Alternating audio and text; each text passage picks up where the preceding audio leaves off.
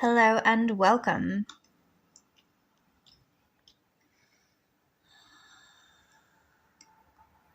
Or maybe not. Maybe I'm having some issue with tech things. Oh no, we're here. We're good.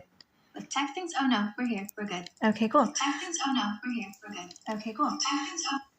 We get a sound loop while I do the not so subtle sound test there. And hello and welcome to my random ass stream.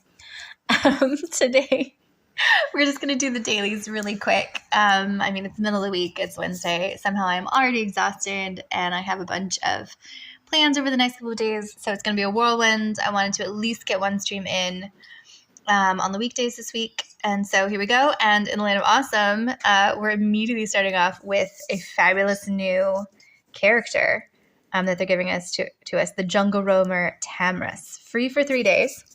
So we can see if they're any good.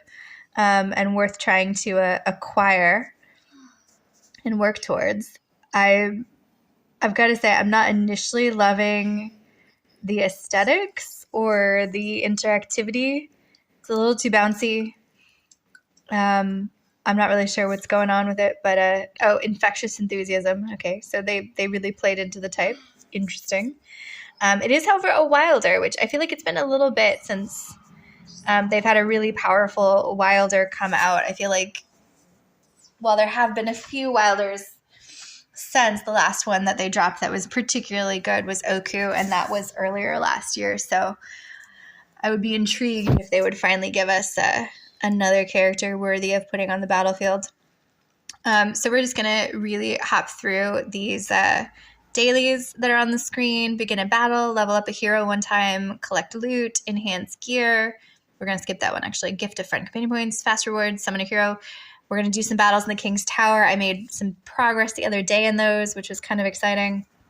Guild hunt, battle in the arena itself, and then claim a few other pieces of admin. So dailies in AFK are kind of a combination of actual fights as well with your sort of fairy tale hero characters that you've built up over time.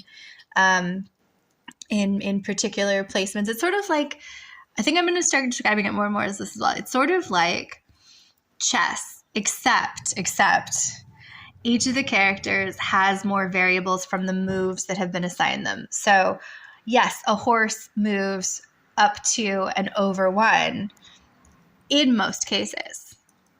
In regular chess, that's all it can do. But in this game, it's kind of like, it depends on what it's up against, or where it's placed on the board and what it's up against. There are different pieces of the puzzle that can change based on your placement, as well as the strength of your characters, and who you've chosen to essentially pit against whom. So it gets pretty fascinating sometimes in terms of like where it's headed, and what you can and can't do. Sometimes you're fighting, you think you have your best fighters out there, and they're grinding away, and they just cannot get through a level. And you swap out for someone unexpected, a lesser character, someone that I'm super judgy on my characters, so I will often be like, ooh, a lesser one. Like, for instance, in this one, Nomura up here and Tazi, sometimes I don't see the point of them, but yet sometimes they are such little powerhouses that it's just glorious to watch them battle through. And they can make all the difference in the fight because they change the configuration of the health benefits of how strong your character is, how much the other force is weakened. It can be really impressive. That said, I don't think that this particular battle is going to go well. This is my first multi-battle on the new island that I've managed to get over to within the main story quest line. You kind of battle your way through all these different levels, stages, and this is the first mega stage on the new level. Is sort of 4 island levels.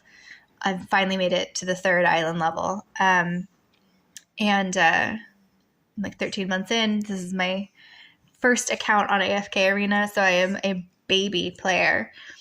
But this is the first time I'm going up against a situation where I have 4 battles to be fought in order just to win this one stage 35-12. And your heroes can only be played once across all 4 battles.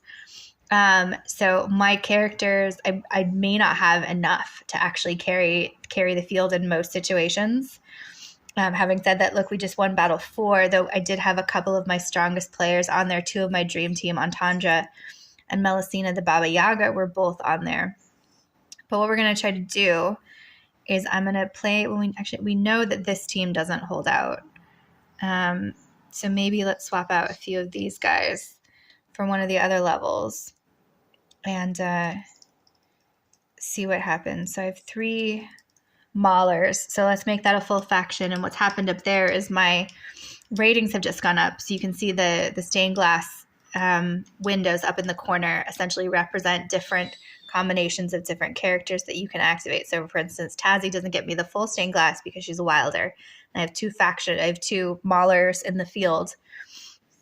Luckily, that Celestial up at the top with Taylene, the ultra beautiful goddess Taylene, her faction, the Celestials essentially act as a wild card. So they'll glom on to anybody as if they were part of that contingent. So what's happening now is it thinks there's 4 Maulers and a Hypogean. So I get the full stained glass power thing going on. Which is fabulous. Although, having said that, Granite is already down. Taylene has a Phoenix power, so she's only temporarily out for the count. If the others can hold on, she will pop back like she's just done and contribute to the fray with her AoE power. And there we go. Okay, so we've successfully accomplished 2 of these 4 battles, which is great. But now we're going to run into trouble, I think, when we get to that other one. But let's keep going. So this lineup that it's automatically giving me as it tries to space out my characters is not actually that bad. It's all Graveborns. I'm just going to make that one move to move Nara opposite Rain here. Because Rain and Rowan are going to essentially hold the health and energy of the team a little bit. And they're going to make it really tricky to get down. So I want to try to eliminate one of the 3 backline because he's actually kind of helping hold everybody a little well. This is a weirdly powerful team. It's super defensive and passive, but really strong in terms of how massive of a wall they've built around themselves with all those support characters stacked up.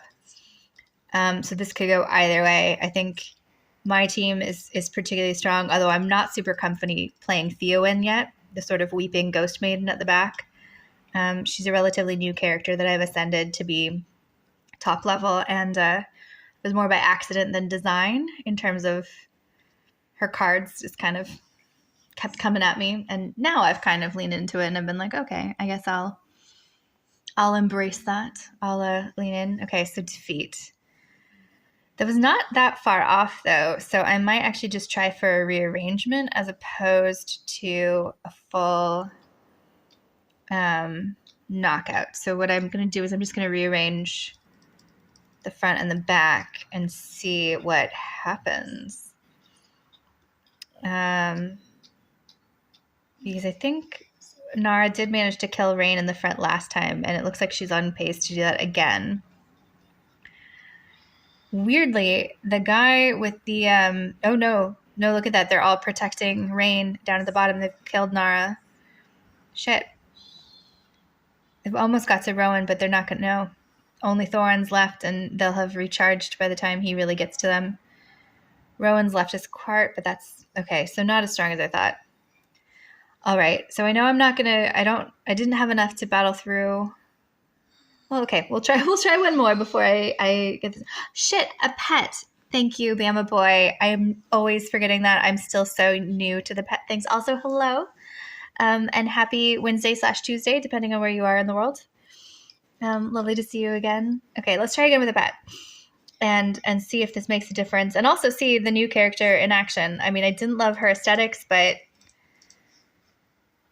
I actually didn't really get to, she kind of died before she did anything useful. So that was not working out. All right, I think I might call it. I've been trying a couple of variations for these ones for a bit now. And I'll come back to that when I'm a little more powerful and or have a few other characters leveled up farther to make a difference, perhaps. Really? Yeah, no, I didn't read the story yet. So, okay, the new heroes guy. Oh, well, now I feel bad for immediately gendering the long hair. Though I will admit I am kind of judgy the long hair. This guy the other day turned up with a man bun unexpectedly, and it was so hard to focus. But I have so many of those extra tickets. Shit. All right, I think MBX something was, my bet last time, and it looks like they won again. Fabulous. Goblin Warp versus Austria. Ooh. Okay, I'll go with top 6.4%. Make my bet. The champions. And really quick hop into the Arena of Heroes just to combo use up some tickets and hit the I need to sell some of them for the gold again. I feel like I just did that too. Like I feel like I just offloaded them and then they're just back already. I would almost, I mean, maybe it's controversial of me to say, but I almost would think they're giving us too many too quickly. I mean, I feel like there's other in-game currencies that you're just like struggling and dying and gasping for. Like time emblems. It's so hard to get time emblems. And here they're just like ticket. It's too many tickets. And if they're going to give this many tickets, why did they put a limit on our mailboxes for them? Because surely they have to understand I can't be the only player who doesn't want to be in that competition bit for the championship. I don't want to necessarily fight my way up the ladder quite as much. I'm also, as you can tell, picking low B battles just to schmooze through this really quickly. Wrong use of the word schmooze. It's not what schmoozes mean. But I don't know what I was trying to say. Got nothing. Yeah, no, I am totally the same. I do like some of the PvE pieces in like the configurations and things like that. I do find I enjoy far more. Whereas I think when I first started, I didn't enjoy that at all either. But I am so much more into the games that are more about collecting things. Like I want to fill out all the Pokedexes, even for the non-Pokemon things. Like, is there a grid of stuff? And you have all of these different ones that you can collect and fill in the boxes? Yes, I am there for that. Though having said that, my Animal Crossing Pokedexes are not where they should be. I thought I was farther along, actually, and I turned it on for the first time in forever and was appalled. Shit, this is not going to go well with Entendre and Ains already out for the count. Melusina can't carry this. Though I've got to admit, I was surprised yesterday, the day before, when I actually made it up to this level, because I'd been struggling with that. Actually, no, I want to try. Let's try some rearranging on this one, and also a pet, because I'm always forgetting the pet, and I really appreciate the reminder that you gave me for the pet. I know the little white ball fish guy is the health one, but maybe I will try this. No, let's just try my strongest one. Let's see what happens. I'm not actually quite sure what this particular one is particularly known for. I know either that one or the other bat-looking one. One of them, I think, is the intelligence booster, isn't it? So I had some vague notion of maybe they'll help Ains. I need to study them more. I need to go back in and really give it a shot. Okay. So the pet didn't help with that particular lineup, but let's swap the lineup around and see what happens. So let's bust out full stained glass colors, full bonus percentage of attack and healing. No, it's critical rating, attack and defense, isn't it? That the stained glass is focused on the top. And let's see if these can do damage. Entendra's already gone, but Ains is still holding on. So there's some hope still, because he might be able to blast those. As is. I was going to say, if Melusina loses just to Rosaline alone, that would be so depressing. But she didn't. She held it on. I don't really know much about the pets either. All I know is I have all of them at level 6, except for the 3 Roans. They're at level 18. Whoa. All in the same instance? That's epic. That's epic. I've not been exploring the pets, like, at all. And, this is my biggest one. It was, like, level 5. it pales in comparison. That's for sure. Damn. And this is going surprisingly well, even with Entendre down. Oh, I jinxed that, didn't I? Never mind. Never mind. Yes, all you've got to do is get 4 of them level 6, and they give you the rest of the pets. Oh. Oh, it's like kind of resonating crystal-esque. See, I did not know that. I've been trying to space out. Actually, let's go look at that now. What am I doing with the pets? Because that's... this is knowledge I did not have. Okay, no, none of them are level upable. I actually didn't realize you like meant to level them up forever in a day. But I have a feeling I'm not even... wait, where's the wish list? I swear there's a wish list. Oh yeah, look at that. There's literally a resonating crystal for the pets. I'd entirely not seen that before. It's a beautiful graphic for this. This is great. It reminds me of something, but I'm not sure what it reminds me of, especially the background bit. It feels like some sort of strange Greco-Roman dream or pre-Raphaelite something. Level 9. Okay, let's do some lures since apparently I have at least 7 lures to do, and let's see if I can get anything good. Seems to be just a lot of food. Oh, I got one of the little purple guys. Purple bat things.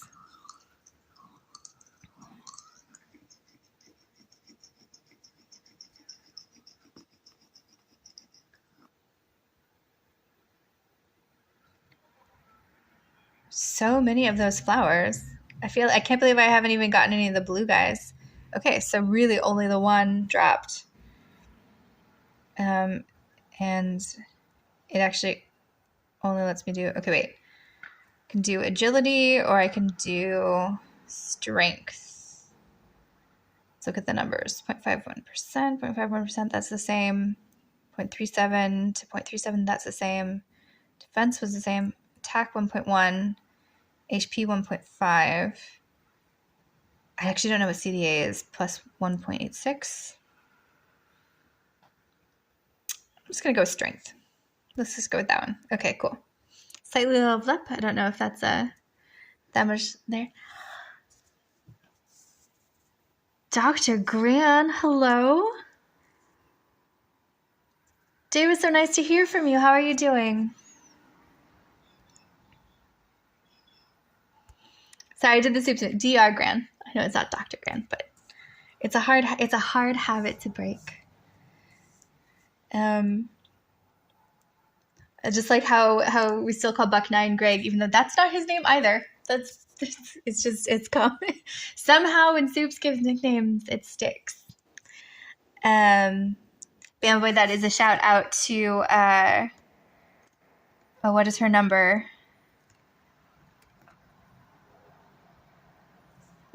She's a glorious streamer, Supergirl, and then there's a number. It's gonna drive me crazy. What is the number?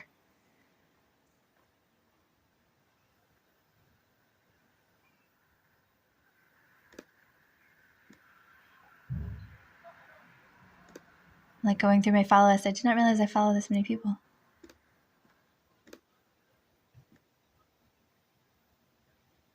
(1321). Thank you, Dave. Supergirl 1321, glorious streamer. She streams all sorts of fun things, and this awesome thing happens where she'll just kind of end up nicknaming either through a misread or some other thing will happen, and somehow those names stick, and they are glorious. So in the case of Dr. Gran 78, it ends up being Dr. Gran. But yes, as you can see, I'm attempting to stream random shit, starting with this beautiful game that I am obsessed with on my phone, which is a combination of I have not yet learned how to do the full setup yet. I will with camera and everything at some point. But in the I already did the mail. In the meantime, I figured I'd at least get started. kind of building my own little communities and hang out at opportunities to play the things that I like to play, which includes this lovely fairy tale masterpiece. Although right now you're catching just a bit of the daily admin as I get rid of all of the little exclamation marks and collect a couple free goodies and things. So a bit of the grind.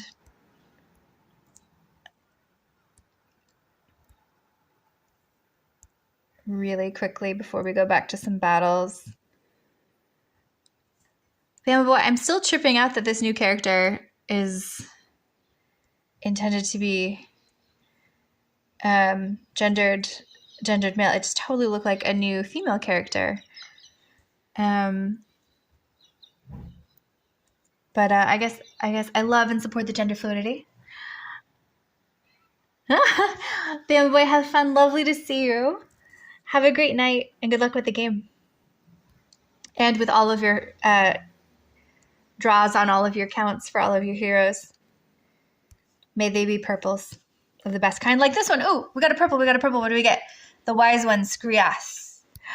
Oh man, I think I just popped Skriath up to Ascended.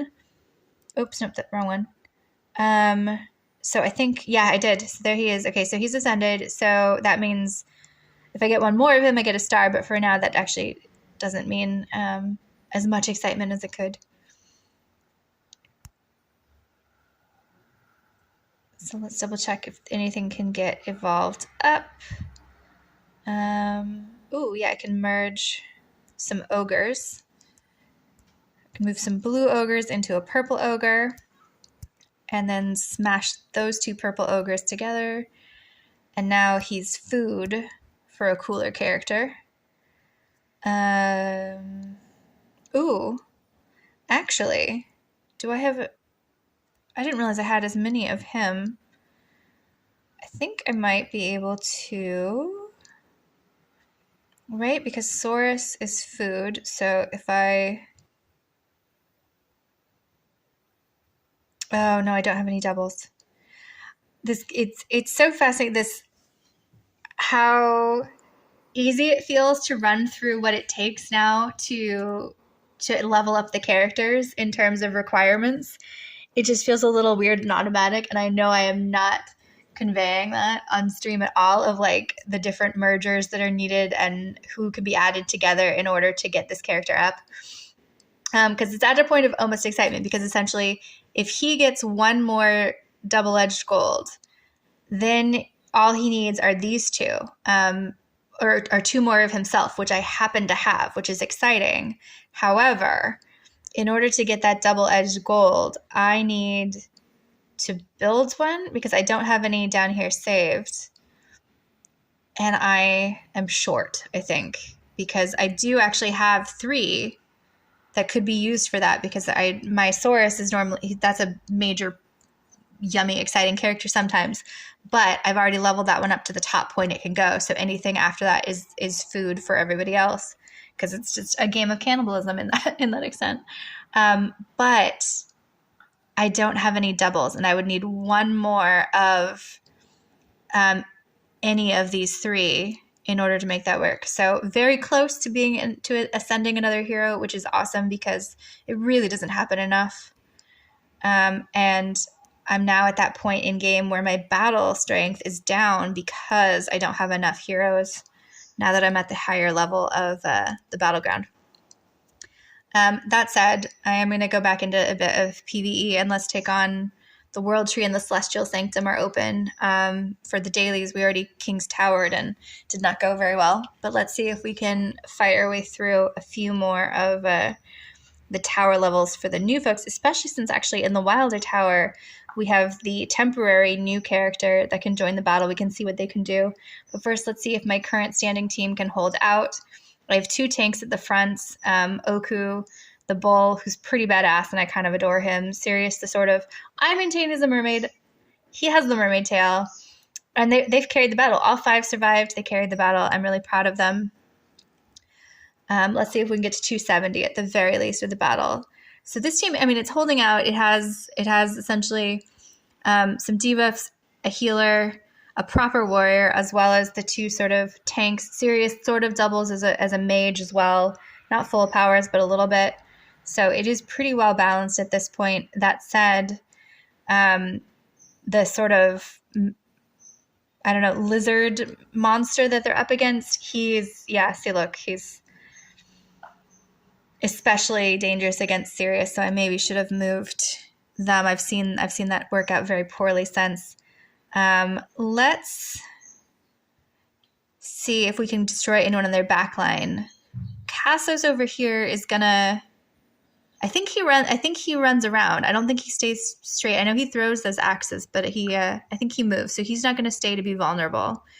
On Kira over here, she runs all over the fucking place, and it's hard to track exactly what she's gonna be doing. Especially since I think her and Tazzy kind of do some really interesting at odds against each other in terms. Tazzy's this. Oh, no, come back. My little fairy over there. They'll change their pathways based on each other. Sevius, he's going to stay there, though. So actually, Tazzy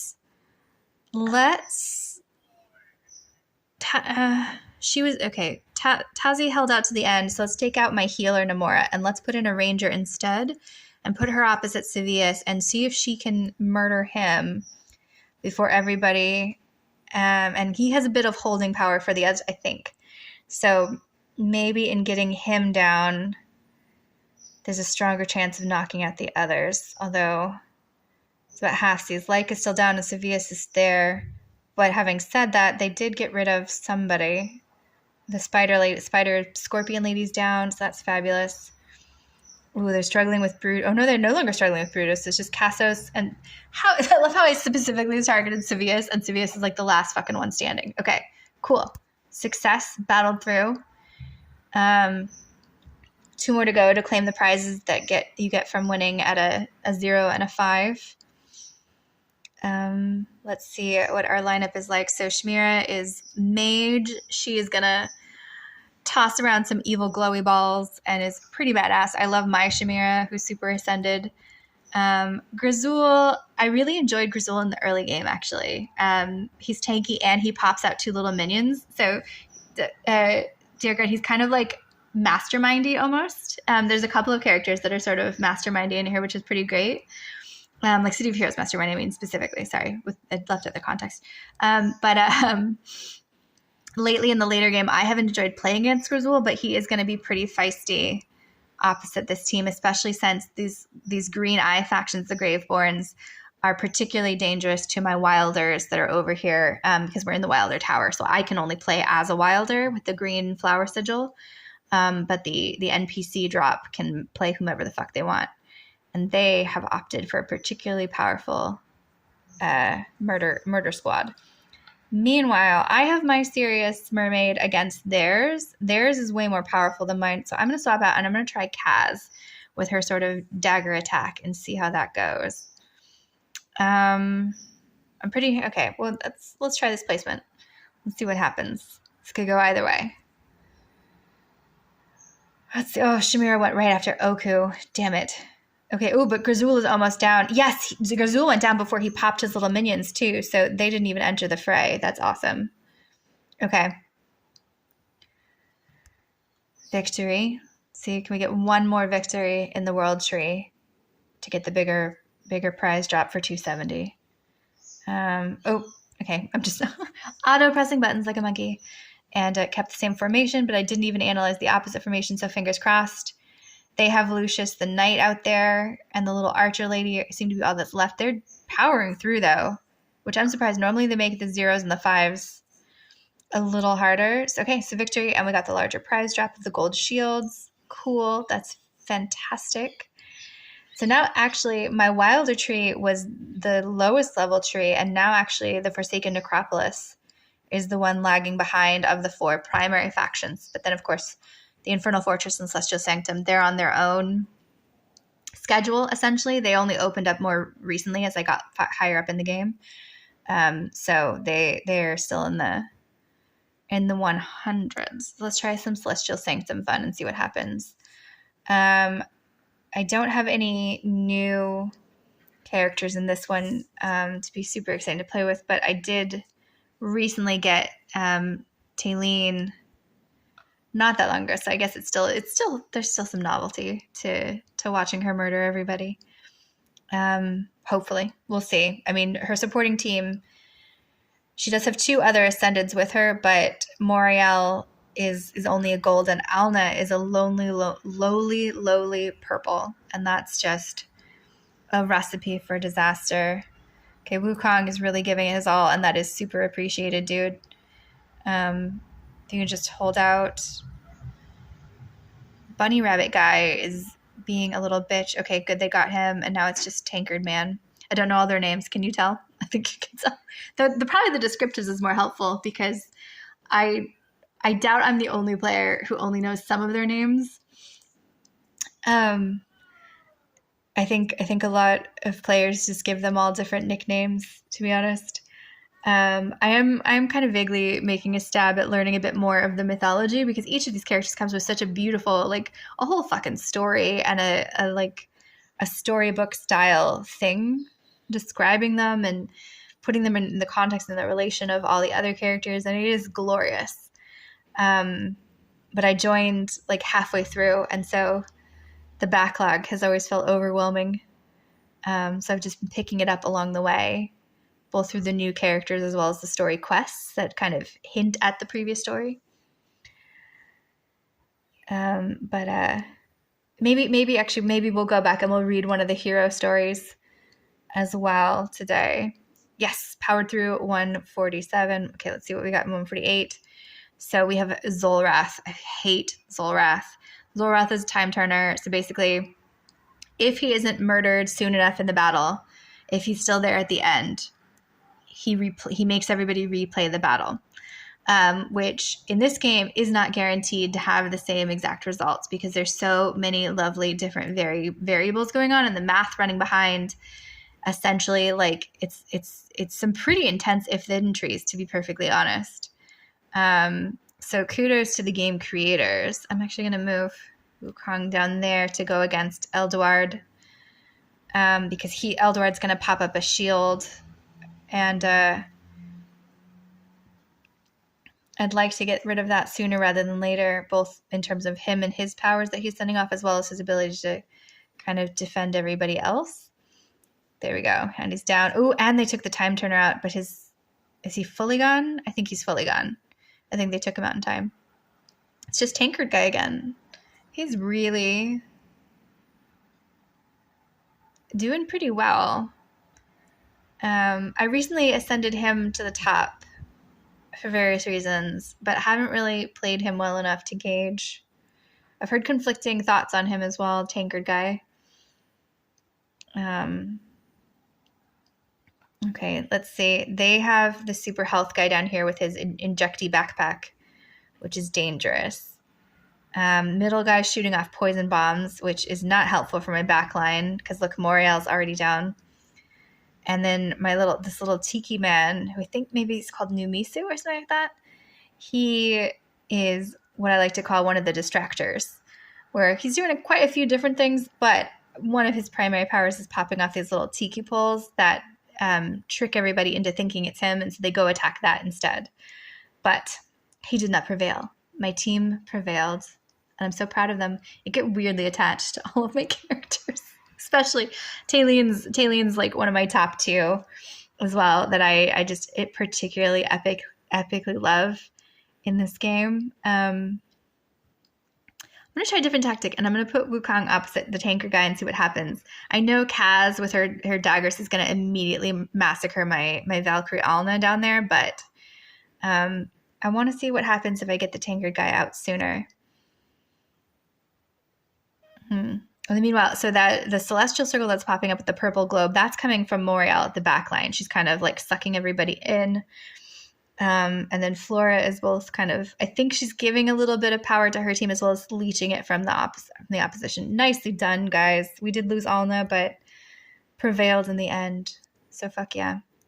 And that was Flora 150 as well. So that may well have been something on the grand quest that's popped. We'll go see after this battle. Just want to do one more. So addicting. I mean, although I didn't. such a weird thing to do where I just automatically press the button to battle and I didn't even check. I do that way too often. I mean, it's replayable, thankfully, but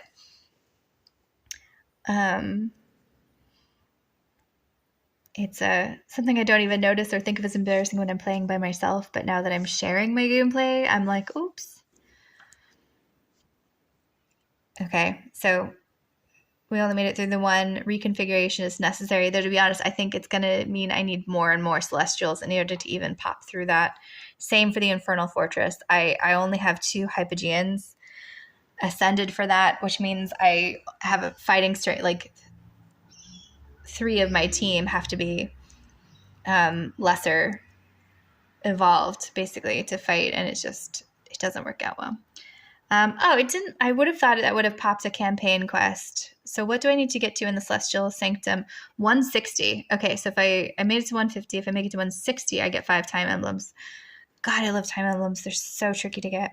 Actually, speaking of, let's hop into the store really fast and spend some of the bajillion currencies to get some of the other bajillion currencies. So I'm going to get some purple essence and some Poe coins for the resonating crystal and the oak inn, respectively. There's so much jargon in this game. And it's so funny how absolutely arcane and erudite it felt last year at this time when I first started playing. And now here I am just rambling away, and I don't even know all of it. I hope to one day be so versed in some of the other things I play and hang out with. But I really...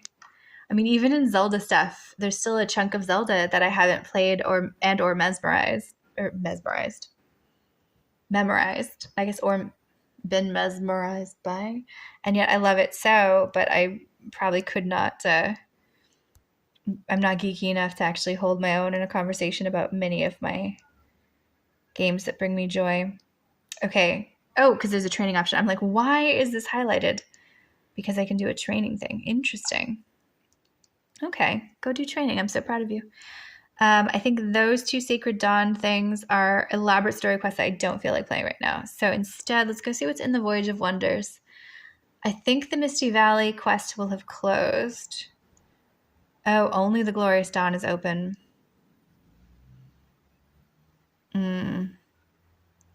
Well, okay, it is 10 time emblems. So let's give it another look-see. I know I felt exacerbated by the other day, but there's only 15 hours left to play it. So it's now or never, I suppose. So let's see where we are.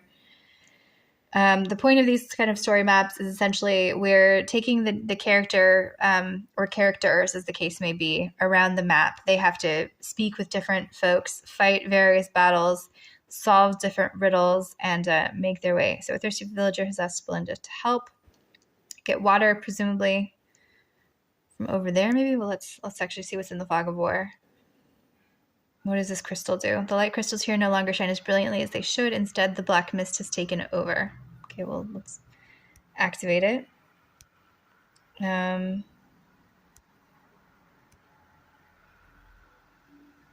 Okay, so we can't restart the towers for whatever reason. I'm not strong enough yet. So let's see what this one says. Apologies for the intrusion. Ooh, and it's early tailing.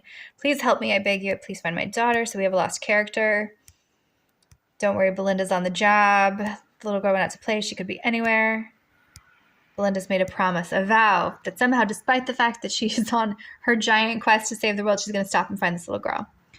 Okay, so there seem to be some pathways that are just talking to characters. Let's see what's going on with the battles, bearing in mind that sometimes the battles in these games are literally a trap. And it's not actually a battle. It's just sort of a never-ending trap, really, for you to spend all your characters. Because usually you only have one life for everybody. So things aren't necessarily replayable with your full contingent, which can be kind of sucky. So I'm going to put my dream team in here and let's see what happens, although I am going to swap out Brutus. I wonder why they played Citrana down at the bottom on the right-hand side. That's always an interesting choice because sometimes you don't want to underestimate her, but sometimes she's absolutely weak and useless. So, oh, Brutus is almost down. But we prevailed. Okay, so that'll clear the dungeon from the map. So cool. Oh, cool. And it's one of those where we get to choose a relic. So these relics are going to basically power us up for the remainder of the game. And every relic is stacked on top of each other. So essentially it increases your power as you go along. So we have a choice between the three. The Silent Promise is going to increase all teammates' dodge by 5 points for every wilder hero that is on the battlefield. It's not that great exciting. And only wilder, so that's kind of sucky. Same over on the right-hand side, the Tome of Necromancy is only going to work to reduce a Graveborn hero's cooldown period by 10% and restore 15 energy points per second. So that's not terribly exciting either, which kind of leads me into the Horn of Replenishment. Heals teammates for 6% of their max HP at the beginning of battles. I mean, that's pretty useful, and it's for everybody, so let's choose that relic to start powering up the team. And then let's see if we can turn this crystal on. Okay, so no, Belinda's not connected to the light, so she can't turn anything on yet. So maybe we have to do some other somethings to turn on her light first. Okay, so that's just another crystal, and there's no path that isn't through those foggy bits to get there. So let's try this way. I'm going to assume it's going to tell me the same thing. We've lost our connection to the light. Okay, so presumably we're going the wrong way. Oh, what's that? Can I get to that somehow? No, I can't. Can I get over there? Maybe that's some of the light. Let's talk to the guards. They're going to look at the map for the volcano because that's the overarching quest within the story. Is she's trying to get to a If I remember her character's little thing from when I first opened this and started it, it's she's from the sort of monotheist religion within the game that a couple of the characters represent from the original Ranhorn castle. Sort of, most of them are light bearers, and she's slightly defying her religion to get back in touch with the elemental powers, so they can stop a big bad, and that means finding a big volcano to do so. Belinda can once again sense the presence of the light. Okay. So she's had her light restored, so that's great. So presumably she can therefore start turning shit on. Let's try. And worst case scenario, if this one does work and it's only a one-time thing where she can activate the light. Oh, it does. There's another one right there. So we can domino effect this. Let's go kill these guys. Let's see who they are. Again, this is the same, possibly partially the same lineup as before, which is interesting. I am a little worried that Brutus is low health, but let's give it a shot. Worst case scenario, I can be a little cheaty and press the pause button and refresh the battle if he fully goes down. Although losing Brutus isn't the worst. I mean, I have other dudes. But he held on by the skin of his lion's teeth. Nicely done, team. Okay, let's check. We're gonna blah blah words. We're gonna pick another relic. These ones are the next level up relic. In order, blues are the lowest, then purples, golds are the best. But usually you only get golds after you beat a boss of some kind in a battle. So right now we're just choosing some purples. Tome of Necromancy is that Graveborn one again. Arcane Spellbook is just intelligence heroes, but their damage is plus 20%, which I think Ains, who's on my dream team, may well be one of those. So that's not bad. Insolence is for everybody, though. It charms frontline enemy heroes for 3.5 seconds at the beginning of battles, causing them to attack their own. Actually, that might be pretty great, because not only does that mean they might do damage on some of the other characters, it's going to disrupt the chess moves of their particular characters all on their own without my guys doing anything else. So it basically kind of destroys some of their strength because they're not going to be sure what they're meant to be doing. Okay, so we've just acquired another chunk of light, so now we can turn something else on. Let's try down here. The horrible thing, though, is there's probably going to be some particular order that we're meant to turn these on in, and we may or may not be following it. But in doing that, we actually completed one of the prime quests, so that's cool. The villagers can now get their water. Let's try this battle down here. See if we're strong enough. 2 Hypogeans, including the Time Turner, plus Mezoth, who I am actually a weird fan of Mezoth. I don't think he's super popular all around, but I yeah, he's a sort of controller. He has extra health, but I love his little. I don't know if you could tell, but essentially like his stomach is a mouth with his tongue hanging out. And so there's just some great graphics. So keep your eyes on Mezoth as he's roaming across the battle, because there's some bizarre things that he does while he's battling everyone. And just he sort of, if he is on the winning team, he does this like slurpy lip smacking thing that is just comedy gold. Oh shit, the time turner was the last one standing, which means we get to replay and run the math again, where it may or may not. It worked in my favor last time by a landslide, so it should be hopefully okay. Yes, it was. Cool, we're good. Ooh, another relic. Blues, though. Okay, again, the Tome of Necromancy. They really like that, but I'm neither playing with Graveborns nor am I that impressed with the cooldown period power. Sands of Time. Time is sped up, increasing your team's haste for 6 seconds. Or we make a gamble on the Shard of Force, which is only really useful if you actually have more than 1. So 1 means nothing. 2 reduces your damage by 15%. 3 increases your damage by 20%. Or damage dealt versus damage received. Yes. Critical. I'm not sure if I said any of that right. 2 reduces your damage that you receive. 3 deals 25% more damage. 4 increases your critical rate by 40%. So it can be really fucking powerful, but you're not guaranteed that you're going to get all of those. So it's a risk. That's what it is. It's a risk. Okay, so now we have another one. That just looks like something one should not do. Let's try this battle over here. See if we can power through. Okay, it's a bunch of maulers. It's not bad.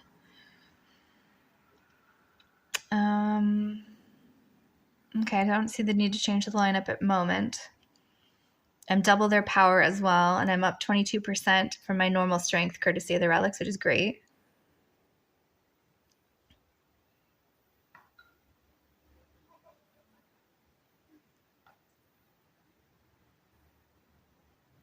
Okay, they're holding their own. Their enemy Thoron to bounce back, but that's okay. Who was popping up that fire circle? That's not one of my guys, so who is that? Ooh, that risk paid off. Look, and here's another shard. Okay, cool. So now our shard is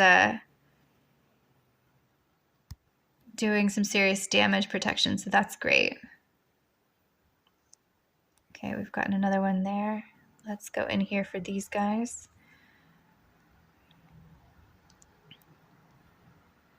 I appreciate that this is more of a domino effect with the light towers as opposed to an order of operations, because I feel like they haven't given us enough clues to have done an order of operations, so that has never stopped them before. I often will totally admit that I end up looking on forums and Reddit posts to figure out some of the puzzle quests in here. Same for Zelda. Hate to admit it, but it's true. All right, life leads 10%, offer to Fang, Arcane Spellbook, Intelligence plus 10% damage, Bloodthirst Shields, defense ratings by 3%. Okay, I'm going to go with Intelligence 10% and see if I can't boost aims up. Sometimes you can get all energy ones. Holy fuck, it's amazing what happens because he just pops. And you barely have to do anything for the battles after a certain point. All right, so that... Actually, all of our little diamonds are filled. So maybe let's hold on to that one. And was there something across the way? Or no, it's just all... Oh, never mind. Okay, we're doing good. I haven't missed anything. I thought maybe there was something behind the start city as well, but it doesn't look like it. So let's... There's a broken bridge. Well, let's battle these guys, see what happens. They have Chichili here in the front line. I'm always intrigued to see what she does because she's meant to run behind everybody. And that doesn't necessarily play out in the front. So therefore she's doing something else, and I haven't yet quite figured out exactly what that means she targets. So she did run across and behind, but now she's attacking the middle instead of her parallel that she was actually opposite. Interesting. But more importantly, my team won, and that's really all that matters, right? Right. Ooh, some purples. Okay, I'm not playing with Almas, so Almas's breath can go fuck itself. Heartseeker, plus 60% critical strike damage. Supporter's War Flag. Backline, 10%, 15%. Let's go for general. Critical strike damage increase all around for this particular one. Get another one of those.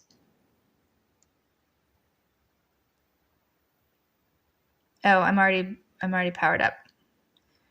Okay, I can't seem to cross that way. So how does that little section at the bottom open? Oh, you have to go all the way around somehow.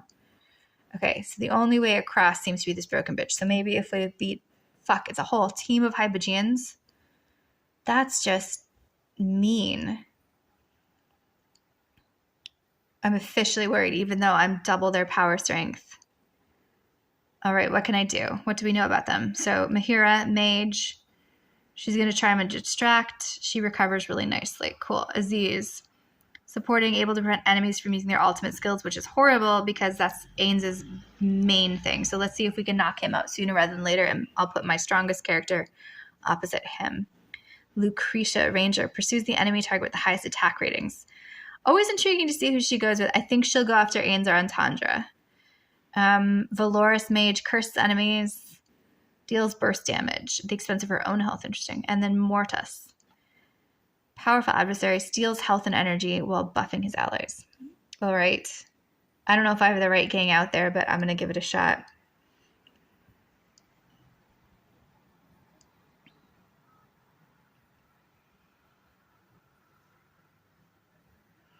They are somehow holding their own. I'm so proud of them. Shwoof. Ugh. A whole Hypogean team. That's just fucking intense. I look forward to having a full Hypogean team myself of all Ascendeds. Ugh, if only.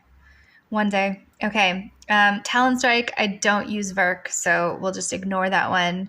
Hellspawn had 20% defense and 15% life leech to allies within the enemy half of the battlefield. So given whom I'm playing, that's actually only a couple of characters because I have a majority of backline, stay backline. Or increases the wearer's health regeneration by 80%, but I think it's only one person. So you know what? We are going to go with Hellspawn Head. Best of a bunch of bad options. All right, the Bridge of Endowment, it is now impossible to traverse. Shit, so what that means is there's some other quest tucked away somewhere that I have not figured out or solved. Possibly, we did get the villagers their water, so maybe they'll rebuild the bridge as thanks. No.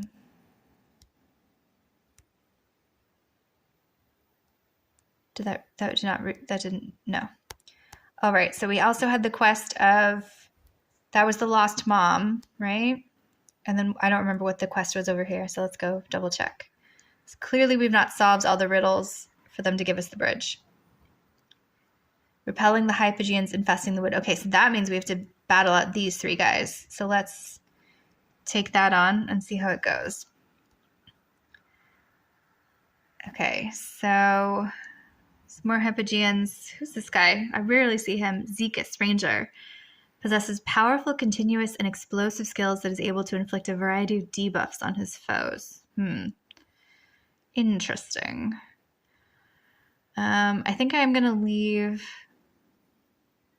Actually, no, you know what? I'm going to put Arthur in front and Antandra at the back, because then that's a really fabulous player that I've met since streaming of AFK. It was rightly so, I think, making fun of me because I do play Arthur on the back line a lot. He is a little tank. He's a tank. So frontline does make the most sense. But for some reason, I just like him back there. But that frees Antandra up to do a lot more zigzags and maybe get rid of a lot of the back line and keep folks safe because, well, Cecilia has already... Oh, see, Ainz just powered through. But I was worried about Thane with his rapier. He's also, like Antandra, a zigzaggy character. So it could have gone anyways. Okay. All of these for everybody, so we can't immediately eliminate any of them. the Sunstone. Allied heroes with 50% health or more will continuously regenerate energy. That could be really useful, especially for Ains and his massive like firebomb pop. AoE power. Call to arms. At the beginning of the battle, your side has their energy replenished by 120 points. That's even better because it's not dependent on the 50% health. Relic chest increases the health and defense. Fuck that. Call to arms. Let's do it. Okay. Here we go. 2 more of these battles to fulfill that little sub quest, and then hopefully we get the bridge. But I have a feeling we have to do all 3 quests before it will give us the bridge to cross over into the next level. Let's see. Shit, it's a couple. This guy is evilly tanky. Some characters just never power through on him. I might actually want to put in a Celestial or a Hypogean just to ensure he's sufficiently countered. I've not really played against Devanthe. She's a relatively new character. Support greatly boosts the survivability of her allies and highly compatible with allies who are able to summon entities. Okay, I don't think there's any controllers out here, though, on the field, so she might not necessarily be at her fullest or as used as well as she could be. Explosive skills and debuffs, and Tescu, mage, weakening enemy, and I think he kind of swirls across straight. Right, okay, but I wanted to put in a Celestial to deal with Orthros over here, so let's put in superpowered Taline and see what happens. I think I'm happy with the placement. I'm not sure. Okay, we'll see. Fingers crossed. I do love Orthos' graphics on this one, though. He's the one popping up that sort of clock in the middle. Oh, it doesn't fucking matter because with that energy boost from that relic, Ains just went off and just plowed them through. Fuck yeah, that was glorious. I love when that happens. That and there's a relic. If you can get the energy up on Ains, that's what happens. And that was such a great example of what I had been describing right before it happened. When I was choosing that relic. So I was so proud of that. But now I am fingers crossed hoping we get the Reaper relic, because the coolest thing is when you have Ains all energy powered up and the Reaper out there, because even if Ains can't finish off a particularly strong one, then the Reaper will come out for anything that gets down below 15% health on the opposite team. And it's just this cool graphic extravaganza. It's glorious. All right, okay, I promise. Sorry, I know, most boring screen ever. Choose a relic. Bloodthirst shield. Defense ratings up by 4% for every battle, though, stacked up to 20%. So that's not bad. Aegis of protection, protective shield. Overall heroes 3 seconds. At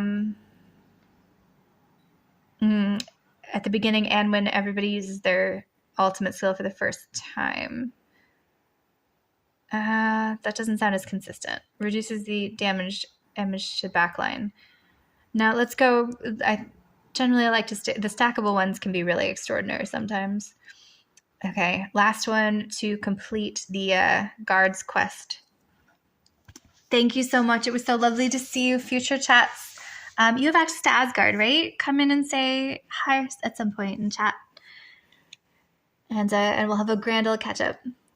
Sending all the best. Have a great night. Or morning? Night. It's nighttime. Night. I can do time difference math. You do what? How did that happen? Okay, I'm fixing that right now. Hold on. Apologies. Stream recording. We're just gonna take a quick stop while I do something in Discord.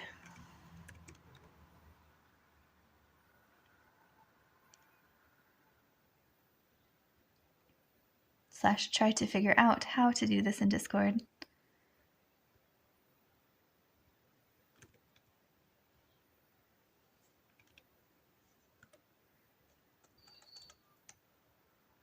Okay, I think because we're not hooked up as friends within the thing?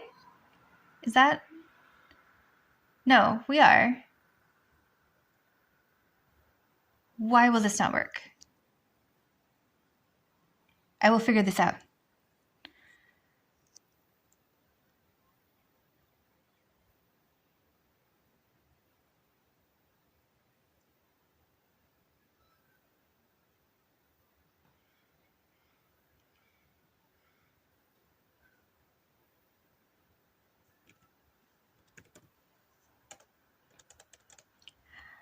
It's not popping up in my friends list. Because, yeah, you can message me in here. Why can't I invite you to server? Oh, wait. There we go. I figured it out. Success. Sorted. Okay. Future Discording. Sorted. Catch up soon. Have a really great night. And also, just again, really lovely to see you. It's been a while. And no, I did the thing where I pressed the button and I didn't look at the lineup. Oh no. Okay, wait, who? Oh, the new Hypogean's out there. Oh, but I have my superpowered Ains, so maybe we're okay. We're probably okay. Yeah, everyone's health is holding. Taylene will bounce back. And that Ains is still pretty solid. We're okay. Whew, I need to stop doing that and just randomly pressing the button. Okay, choose a relic. The main one is out. Thane's Insight. Not playing Thane. I don't even know if I have my Thane. I do have a Thane on the evolution, like the building blocks of one, but I don't think either him or his fancy version are sufficiently powered up to even like super proper play as. So skipping the middle one, Beast Claw, agility plus 20%. Entendre, I think, is agility, so that might be really interesting for her. Or the Voodoo Doll. Causes a random enemy target to receive more damage. Yeah, I'm going to go with Voodoo Doll for a variety of reasons. One, it's a Voodoo Doll. It's fucking cool. And Voodoo and Hoodoo are just fascinating, and I love the anthropomorphism of the characters, but also I think in the game, less than my like, I'm going to take this to some weird socio-political context of magic or religious significance. It's going to be a more consistent thing to do. Oh, okay, so the forest guards could fix the bridge. Fabulous. So we did the right quest. Okay, we are on track. We're going to fucking figure this story out. Belinda, you are going to find your volcano. We're going to save the day. It's all going to be great. It's going to be awesome. Everything is awesome, right? Right. Okay. Oh no, the forest guard. Everything's on fire. The Divine Light Tower couldn't stop them. Belinda needs to get to the volcano to save everything. All right, so let's activate this next crystal, and now we can get to this full new island and see what we can do to help. Okay, there's sort of a pathway over there, but nothing to do. There's some ruined villages. Let's move her over here. Oh, there's the lost little girl from that other quest. Let's return her, and maybe there's some other bump up. Do we have to take her home, or she just automatically goes? Okay, she just automatically goes home. That's fine. I don't know why we have to watch her go home, though, but whatever. And then we what did we just get? We got something in our bag. Okay, so we're getting these little sigils. I'm not quite sure what they're for yet. I guess we'll see. Mystery. That's what it is. Mystery. Okay.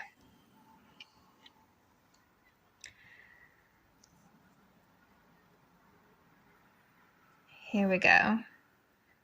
I'm pretty comfy with my lineup against these Graveborns. I'm a little worried about Tresnor here. He might just plow through Brutus, but we will give it a shot. I have a feeling Ains hopefully also will take out Grazul down at the bottom right before he can pop his minions, since we're so energied up from that last from 2 relics ago. 3 relics ago? I've already lost count. Nicely done, team. This combo is actually really... I mean, I love Melusina, but Taylene is working out very, very well.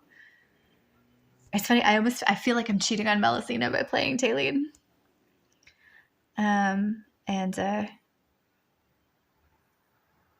Cheating. It's not awesome. Don't cheat. Just say no. Say no. When that ex or that other lady re-enters your life and is like, hey, what you doing? And you're with somebody else, don't quietly keep them to the side and start cheating on them, cheating on your person with them. Instead, have a conversation with your person and say, hey, this person just appeared. Could we try being friends? Are we comfy there? Cheating is bad. Don't cheat. Don't cheat. fucking massacres the person that was cheated on. As you can tell by my PTSD themed rant right there. Okay, in this, yeah, I'm not playing Thane, I'm not playing Lucius, so we're automatically going to go with the Vanguard's War Flag, which is going to increase the frontline heroes' defense ratings 15% and energy recovery rate when they're injured by 20%.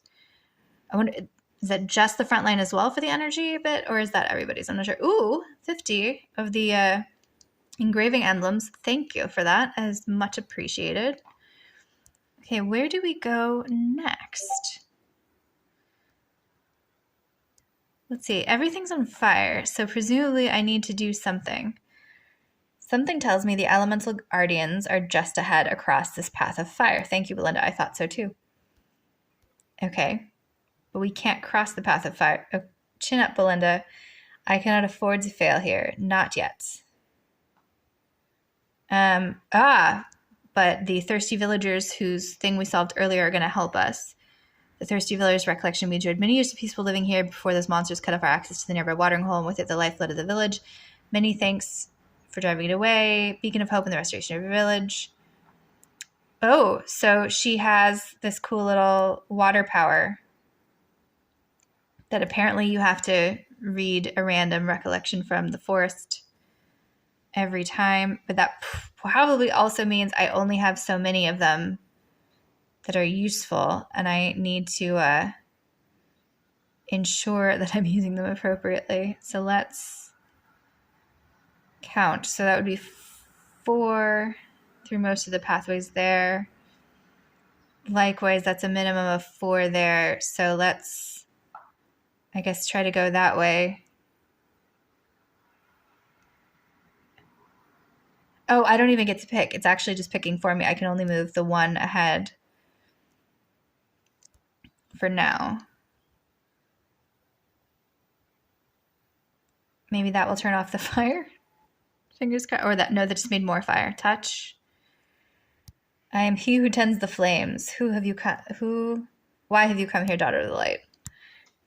Whoops, that went really fast. The elemental strife has brought much destruction and suffering. Only the power of the elements themselves are capable of resolving the crisis. To inherit the power of the elements is to court death. Corruptors will hunt you to the ends of the world. Who are the corruptors? We don't know yet. I was ready for a long time. You totally weren't, Belinda. You were so sucked into the monotheistic Ranhorn religion. Then I shall grant you your wish. Behold the power of the divine flame, burn this world clean of evil and bring succor to the suffering. Ever since I've joined my order, I've always let the divine light guide my every move, and I swear that no matter how deep, I will never the shadow in those need, blah, blah, blah, blah. So she's, she got fancy. Okay, so here now she's the fancy version of herself. And she's going to burn away the darkness. With the power of the fire element, I can finally face the corruptors and save our suffering. She'll always stand with hope. Okay, cool. And in so doing, she put out all of the flames. And apparently we can just walk straight across to the treasure. That's interesting. Normally there's one more boss battle before you get like the final treasure. I wonder why they did it that way. Does that mean that these are going to be particularly painful? Let's see. It's a bunch of maulers. Ooh, it's halfsies again of my strength. I will give this a try, but I'm almost worried this is a trap and I have to do the other ones to build up relic strength.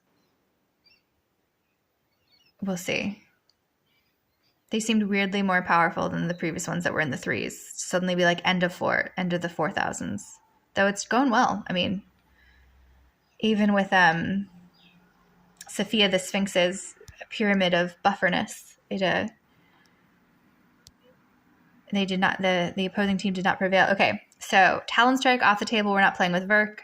That leaves us with Book of War. Reduces the damage allied backline heroes receive by 50% when there are still frontline heroes alive, or the Diligent Vow. Restores the weakest teammates' HP by 30% after 15 seconds of battle. Okay, so that's a one-off. These guys, it's going to be a little more consistent and powerful throughout, so we'll do it that way. Level 4 or 5. Where does that put their strength at? Early 400s. Okay, so I beat possibly a more powerful team earlier than I should have, but That's okay. That's down to the fact that I have my dream team or a variation thereof on the field. I'm so proud of them as always. Mostly Entendre because she's the best. I'm not sure how to play this. Sonya, tank, provides protection for her allies and deals damage back at her assailants. And then this mage back here, but he's gonna come protect her, I reckon. What is he called? Hendrik and Isabella. I'm gonna try to get Entendre to take out Wukong first before he spawns his minions. Or I mean, I guess they're not minions; they're like copies of himself. Just as powerful, just not quite the original. Oh, but yeah, we built up our energy, didn't we? So it was actually only one energy buildup. And I mean, I've seen in the labyrinth, sometimes I've had like 3 or 4 energy relics that are just, oh, it's so glorious. Okay. I was going to say we're not playing with Belinda, but we are playing with Belinda. But actually, in that we've just upgraded, I think that would actually only apply to the original Belinda, not to Fancy Belinda. So I feel like that's a trap. Vambraces of accuracy.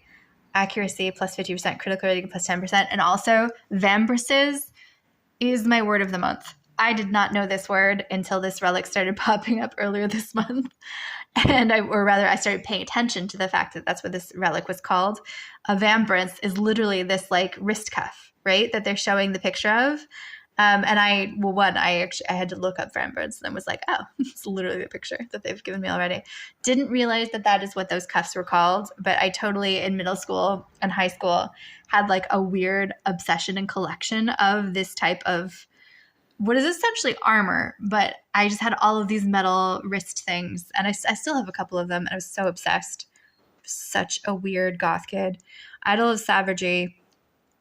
Not even like a good goth either. Like a crappy, cheap, didn't have money to be properly goth, so just kind of tried, but also preppy because straight A, or tried to be straight A student. Not always a straight A. Idol of Savagery.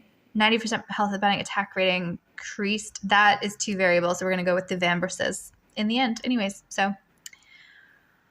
Oh, yeah. Okay, it's just food for the beasties. Is that what these final prizes are? I mean, I guess, and there's the lovely note from Dave.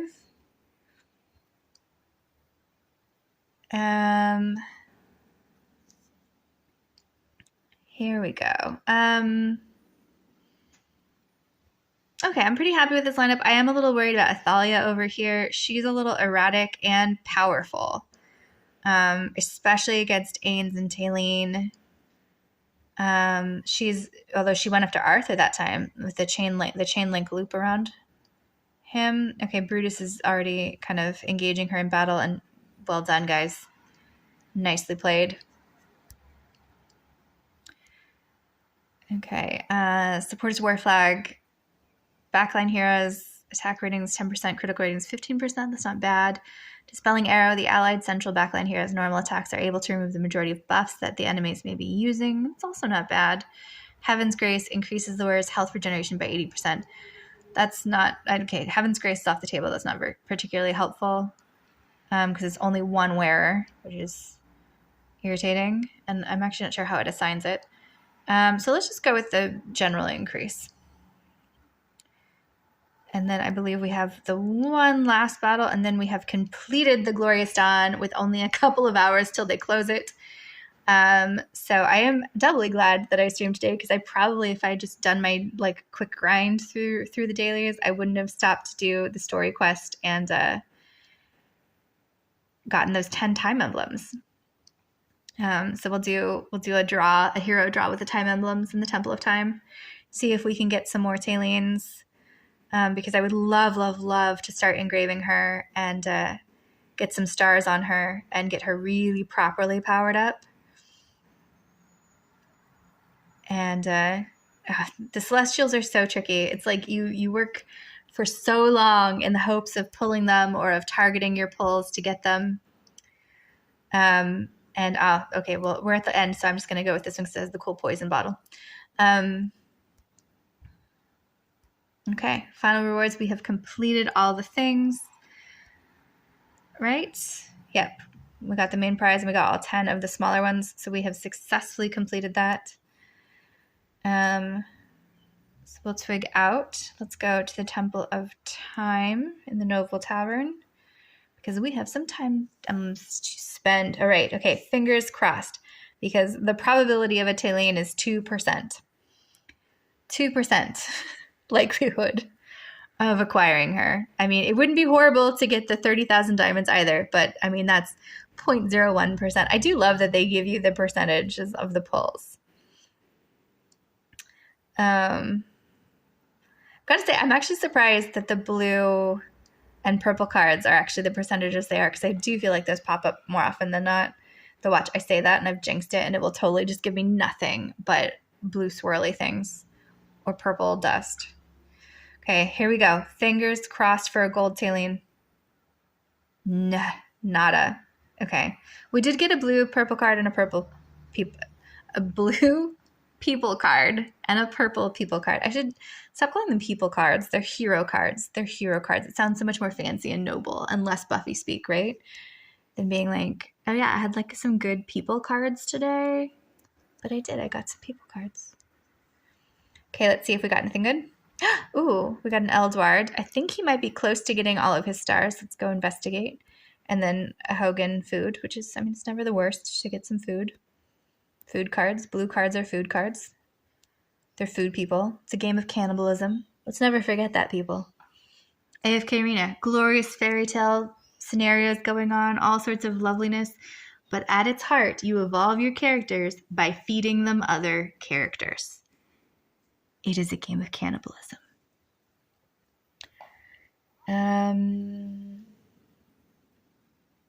I've forgotten what I was doing. Oh, Temple of Ascension. Let's see if we do have some double Eldwards. Okay, so let's double him, and then does that equal some star fun? It does. So he's at 3 stars. Now he goes to 4, which leaves him 1 away. Which I will admit, I am essentially one of those people who my wish list of the characters is the ones after the stars, because I'd rather finish them out entirely and then go into the wish list for the other characters, which isn't as crucial for like the light bearers here, where there's not any characters that I'm super excited to finally kind of get a hold of and move forward. But then when it comes to like these guys, I am so looking forward to moving around who I have on my list, kind of working on stars, because I cannot wait to start getting more Solakis. I love this guy. He's so fucking cool. Actually, you know, I don't know his story. Let's go read his story, and I'll close out with a fairy tale. Ooh, wait, really quick. Let's double check if I can engrave anybody. I want to engrave Ains. He's not on the list, so never mind. Okay, but let's read Solaki's story, because I don't actually know it, and hopefully it will be cool, as cool as he and his powers are. I hope. Let's see. Ooh, I actually didn't. I mean, he's low level, so of course I didn't equip him with gear. Okay. Solaki, the Curse Bear. Oh my god, look at that portrait. Look at that piece of art. Oh, it's stunning. It just makes my eyes thirsty. Like I don't know what the word is that I want to describe how beautiful some of the pieces of this game is. I think every stream I freak out over the animation of Aziz, the curse, the Nightmare King guy, like things like his cursed realm, the Nightmare Realm, like this portrait of Solaki. It's just kudos to the AFK team. Like your illustrators are and content creators and story makers and dream makers. You are just fucking glorious. All right, story time. Are we ready? Story time. When Civi, chapter 1, it's usually only like 3 or 4 of these little pages. When Civi was taken to the huge obsidian obelisk, he felt that the magical edifice before him seemed just like his father's, solid and strong. He wasn't Civi's birth father, however. Both his biological parents had died many years before in inter-clan conflict. He and other orphan children from his clan had fled here from the invaders like lambs from the slaughterhouse. even when the one known as the most gifted of the curse bearers took his hand and led him the whole way across Devotee Square. Sivi couldn't understand why his father had picked him, unexceptional amongst his peers, yet still chosen for this honor. The curse bearers had always given him the impression of being the most mysterious of the Maulers. They dressed soberly, faces hidden under their cowls, and lived aloof and apart from their own communities in forbidden areas deep within Mauler's enclave. He also couldn't remember when he first heard the rumor of the curse that flowed through them. His father, however, preferred to call this his guardian curse. Plaintive, struggling cries seemed carried indistinctly on the wind which whistled past his ears. Sivi watched as his father turned around and with a dull thud struck the ground with his staff. The powerful waves which emanated from the chunk of obsidian set into the tip of the staff seemed to resonate with the huge obelisk before him. The earth trembled beneath his feet, and while the wind still screamed around him, the other screams subsided. You should know everything about this place before choosing to become a curse bearer. Salaki had chosen this boy to be his successor for no other reason than that his eyes blazed with more determination than the others. This was the most important trait to possess once one became a curse bearer, and was the only thing that could protect you in this place. Here is the very center of Giant's Jaw, which serves as both the dwelling place of the curse bearers and the cage which keeps their fate entrapped. Oh, I like that. The cage which keeps their fate entrapped. Salaki gripped his staff, took the boy's hand, and slowly descended the steps behind the guardian obelisk. I'm so nerd. Like, is he taking the boy to be a priest? Is he taking the boy to be a sacrifice? I don't know yet. We'll see. Okay. Beneath the earth, in ancient pits, long since filled, lies buried the cause and source of everything, the mysterious orb known as the ancient sphere. It has existed a long time, so long that the precise year it first appeared is lost in the mists of time. Damaged, incomplete records tell of its arrival after traveling the vastness of the universe. They tell how it fell flaming from the heavens and slammed into the primordial plains of Giant's Jaw. Its impact transformed the plains into a valley, flames blazing fiercely for several days before finally subsiding. Salaki turned his attention from the meticulously crafted, mysterious sphere. His gaze settled on the boy, whose natural wonder at the ancient object and whose eyes burned with a thirst for knowledge caused the corners of Salaki's mouth to curve almost imperceptibly. Its craftsmanship and smile were truly unlike anything seen before, but even so, it was difficult to trace through known history, even with all the Mauler elders' records. Before the sphere was completely sealed, Mauler warriors who ventured deep within emerged with items of profound artistry one by one. These were things never before encountered, technology which left them all speechless and which to this day have yet to be fully understood. Okay, wait, I was thinking the sphere was like a meteor, or that maybe it was something like the Baal stone in Mecca, like an asteroid that's been worshipped since then. But it kind of sounds like the sphere's a fucking spacecraft. Have they snuck sci-fi into this and I like had not yet noticed? Okay. Weirdly into this. Usually sometimes these are a little boring, like Belinda's recent religious one, but what? I want more. However, opening the sphere also brought disaster. The warriors who entered the maze inside the sphere soon began to suffer from hallucinations, even as their bodies withered. Many perished in agony. Okay, so it full on, like, Ark of the Covenant did them. Unexpected. Because some went in to get artifacts, right? But just others didn't. Many perished in agony before they could be helped, seemingly similar to the remains of the unknown creatures they had encountered inside. It's totally a spaceship. There are aliens. Okay. But this was just the beginning. It was only when the general population started displaying the same symptoms that people discovered that the curse, once confined within the sphere, was now unleashed and spreading through the outside world. Shit. So it's gone full aliens. To prevent transmission of this viral curse, those who survived buried the ancient sphere under earth and stone and erected a huge magic obelisk of special obsidian to suppress the strange force and hinder the curse from spreading. These individuals volunteered to remain behind to ensure the safety of all Maulers. As they watched over and maintained the protective obelisk, they absorbed incredible knowledge from within the sphere, hoping that learning would help them achieve mastery over the curse.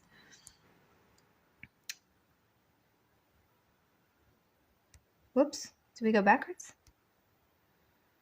Eventually, however, the terrible curse seeped into their bodies, their souls, and even their magic, imbuing it with a corrosive force. Thus were the curse bearers born. Okay.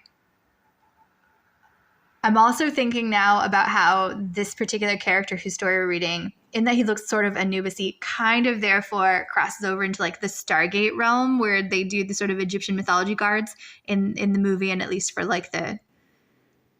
Oh shit, I'm forgetting what they're even called. Oh my god, I think that just means I get to rewatch Stargate, the TV show, coming soon. Okay, chapter 3. Ready? Here we go. They had journeyed halfway by the time Civi took his father's hand and walked through Standfast Hall. His gaze wandered curiously over the crowd, as well as small groups of curse bearers who were studying or chatting. He saw other children who had already changed into the robes worn by curse bearers. Others, like him, were following their adoptive parents on the same journey. But again, is it a journey into the sphere of death? Are they feeding it to the virus? Or are they like turning them into the future mini curse bearers to protect them? Hi, Menisha? This is a fun name. Someone reading the Allure and AFK. I know. Yeah, no, I haven't really seen anyone do it either. But I feel like I started the game mid-play and mid-character launch. And so there's so many folks that I haven't gotten to know, and I don't always read the stories when the new characters drop, and there's so much lore. So every now and then I like to read one of the ones, and I was talking about how I'm trying to Salaki's next on my list of characters to try to work up, and then I was like, you know what? I don't actually even know Salaki's fucking story. I should do that. So here we are reading it. Apparently there are aliens somehow worked into here that have dropped a sphere into the Mauler's like enclave at some point in the past, which is more than I feel like we knew about the prehistory of the land before then. So there is another layer of the onion somewhere in here that I think we're only getting glimpses of, because I totally had always thought it was much more of a fairy tale magic ghost. I mean, there's the heaven and hell components. There's the sort of weird monotheistic religion that some of the light bearers participate in. I was thinking this was far more like supernatural. And then suddenly we have these snippets of Stargate. And yes, oh my God, I totally am so much better at remembering the heroes' names of the ones whose stories I've read, which, to be honest, I will normally it's the characters that I've had for so long. Those are the ones that I've really dug in. But yeah, so this is me starting to learn the lore and getting deeper in as I kind of wander deeper into AFK Arena. I've only been playing about a year. I only have one account, which I feel so embarrassed by, because I feel like everyone who pops by to say hi, they have so many accounts, and it's so cool. I'm so behind. That's what it is. I'm so behind. And again, so lovely to meet more players here, and to hear their thoughts and collect feedback on gameplay. I feel like in the weeks that I've been streaming this game, I have learned so much from streaming it here. Oh my God, I love that too, right? Like where the one that really got me was the Thane and Baden. It was just like the ultimate dun dun dun all of a sudden. I love when that happens, and where they sort of, you get the snippet of another character, or they'll have some generic name, and then the next story, the other character story will be like, oh yeah, remember that sort of person who got mentioned in passing? That was this guy. It was this guy. It's so great. It's so, yeah. I mean, kudos to the creators. It's fabulous. Okay. Where were we in the story? I will just start at the chapter 3. They had journeyed halfway by the time Civi took his father's hand and walked through Standfast Hall. His gaze wandered curiously over the crowd, as well as small groups of curse bearers who were studying or chatting. He saw other children who had already changed into the robes worn by curse bearers. Others like him were following their adoptive parents in the journey. Oh, that's right, because I was wondering if this was a sacrifice or if they really were going to get to be little mini curse bearers. It was only when he happened to catch the eye of one of his peers that there would be a moment of shared empathy between the children, where they'd smile shyly at each other before looking away. Is that because they know they're going to die? I don't know. Then Civi's gaze fell upon a corner of the hall where a pale-faced curse bearer stood alone in the shadows. It was the young woman who had fed and cared for him and his companions when they had first arrived in those lands. Oh my God, isn't this Antandra? Is this Antandra? She had pulled down the hood which had been covering her face and was muttering while scanning the crowd. She seemed like she was trying to control some great pain, but a second later her whole face twisted as she... Oh, I hope this is not Antandra. As she began... Isn't there something with Antandra and an orphan child? Okay. Anyways, I was trying to control some great pain, but a second later her whole face twisted as she began uttering incomprehensible gibberish. Myriad dark curses wrapped around her body before seeping into the ground beneath her feet, spreading out in mottled black streaks. She struggled violently, trying to free herself, but her body was withering at an unimaginable speed. Okay, so this is just some random character that they're throwing in to be kind of killed. This is like a red shirt. Just as the curse was poised to burn away the last of her life, her eyes flashed with a sudden clarity. I saw it. I saw that city. Okay, what does that... So the alien virus withers their bodies but gives them visions right at the end of some other city. Is this the city of heaven from their religion, or is this some glimpse of some other planet? It's fascinating. This sentence was her last before she fell deeply into the abyss of madness, screaming hysterically in an ear-splitting howl, "Save me, you cannot escape. Oh, no, no, no, there's no escape." That sounded very sane sentence for somebody who's so crazy. Civi shrank behind his father, holding tightly onto his robes. His father said nothing but merely touched his head in reassurance. The surrounding curse bearers appeared unperturbed, as if used to such sights. Obsidian-tipped staffs shone brightly in unison as they brought the manic curse bearer under control before escorting her away. The halls soon became peaceful once more, as if nothing untoward had just happened, but Civi couldn't get her deranged expression out of his head. She wasn't that much older than he was, but had become a curse bearer young, saying she wished to suppress the curse here to protect her clan thousands of miles away. Back when she looked after him, she'd often look at him with smiling eyes, and he felt that something deep inside him had been touched by the now frenzied curse bearer. His father explained that insanity and screaming were commonplace whenever the curse they bore grew strong within them. There were even more indescribable things eating away at their bodies and even their brains so that those lost control were a real danger to themselves and others. Like killer whales, I guess. Civi's father also said that this was the price of being blessed with the power and wisdom of the ancients, to endure the sudden torments of the curse and those unknown whispers which sounded softly in your ear. It was as if they were all walking a tightrope above the abyss, where a moment's carelessness would be your undoing. I feel like that's a description of just life. Chapter 4. In the land where the ancient sphere slumbers, those driven mad by the cursed journey to a city within their own consciousness. A remote and unfamiliar city. A magnificent corner of that city seeps out, in which are verdant trees, broad streets, and a variety of exquisite buildings. Colorful lights flash during the day, while airships fly fast or slow in the sky, powered by some kind of unknown energy. This novel, flourishing city scene combines with gentle, cascading sunshine and peaceful, carefree laughter to make all those who see it yearn to join in. However, this lively, joyous scene is actually the curse, penetrating deep into the blood. This is the tragic fate that awaits the most curse bearers, for when they see the city, death is not far off. Will that happen to you too, father? The boy looks up as he asks this of Salaki as they proceed to the final stop of their journey. Once again, Salaki just pats him on the head, but remains silent. So I'm intrigued, because this feels like a story about Civi, but this is the story for the hero Salaki. So it feels like an interesting narrative twist for them to have made it a bit more focused on the boy. Is something going to happen to the boy? And okay, I know. Just get on with it. Just finish already. I know. I'm torturing myself. They climbed the stairs and entered the memorial hall. Here were countless candles burning brightly, as well as wooden alcoves holding many small soul vessels.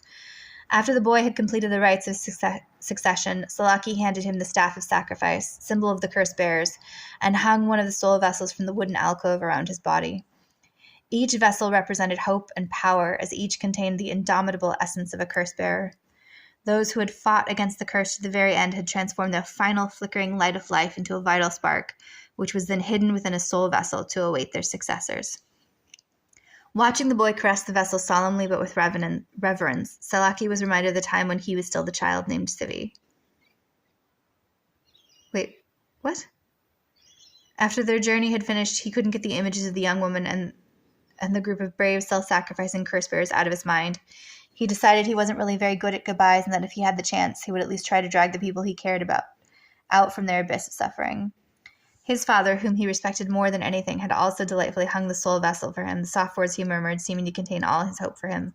I grant unto you a new name. Henceforth constancy and integrity will ever be by your side. Now it is Salaki's turn to stand before the gates of that city. Hailed as the greatest curse-bearer ever to live, he possessed power far beyond what his father could ever have dreamed of. Yet of them all, he is also the closest to the city. With a deep breath, Salaki pushed open the great main gate of the city with both hands. The magnificent scene within vanished like a phantom of the past, while a vast and nameless shadow loomed in the sky. Sunlight became an impenetrable black fog, which completely enveloped the city. Abominable tentacles emerged from the clouds and twisted around the tops of the buildings. What was once the joyous sound of happiness and laughter became broken and tireless chanting, which mingled in the sudden squall that arose on all sides. Why us? Why even we cannot escape? You're the same, you must be the same as us. The unknown curse writhed about him, while the fetid gate hindered his approach. yet still with steady steps did he advance. He was as resolute as when he had become curse-bearer long ago, swearing to be a guardian protector and all the countless days thereafter as he sought life beyond the curse. We are the guardians of our people and torchbearers seeking a way out of the abyss. Okay. If I understood that correctly, the kid, he also had the same name as the kid, and his dad had the same name as him, so that the names are ancestral. Am I getting that right? For a second, I was like, wait, so is the kid metaphorical and he's imagining the kid? But either way, that's fascinating. Okay, so he's the strongest curse bearer. And as such is just a smidge away from madness, which may or may not make him even more powerful. So I've got to say, still pretty much in love with this character and really excited to build him up as my next focus area on the waiting list. So looking forward to that soon. Whose portrait is giving me an exclamation mark? Oh, that's weird. Why do you have an exclamation mark? Did I just never read your story? Oh no, your room. What's happening in your room? Oh, it's one of the clue scenes. Interesting. Okay, so we found a weapon rack. I mean, I'll take some free diamonds. That's fabulous. I don't. Is this part of a new event? And the clock is glowing. Okay, so we found 3. We get some treasures. Thank you for those random 100 diamonds. I don't know what that was for. Someone is still exclamation marked. Who is it?